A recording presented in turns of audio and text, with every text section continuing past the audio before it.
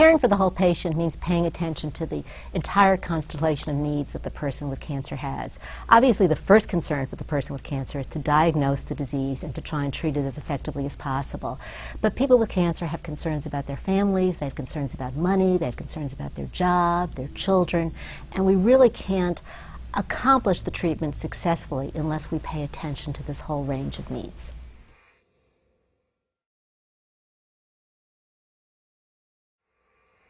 People with cancer have emotional needs, they have social needs, they have practical needs.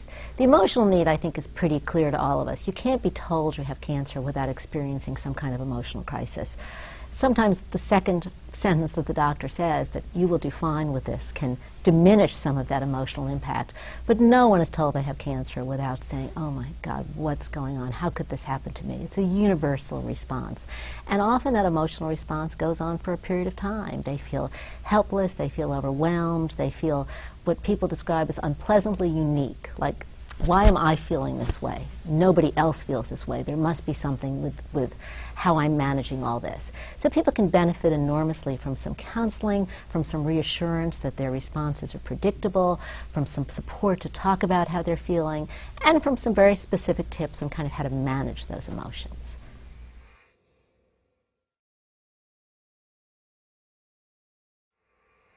We encourage patients to address their emotional needs, their social needs, and their practical needs with their physician or with other members of the healthcare team. It doesn't have to be with the doctor specifically, but some member of the healthcare team. And that's really to say, you know, I'm here for my treatment today, but I need 5 minutes to tell you about what's going on. I have a concern about my insurance. I'm not clear what it's going to cost, and I'm afraid of the bills that my family is going to run up. I have trouble with transportation. I don't know how I'm going to get to this treatment protocol that you're recommending that I come 3 days a week. I don't know what to tell my 12-year-old son about my cancer diagnosis. Is there someone I can talk to here? Or sometimes something as simply as, you know, you told me that I'm going to lose my hair starting in a few weeks. Where can I go for a wig? Who's going to be able to help me do this? These needs ideally should be assessed by members of the healthcare team.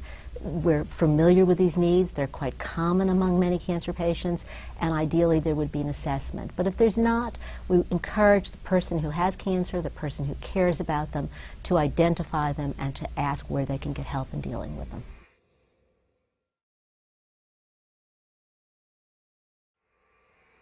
Cancer.Net is a wonderful resource for people who are dealing with cancer. It has comprehensive medical information on it. It has information about symptom management.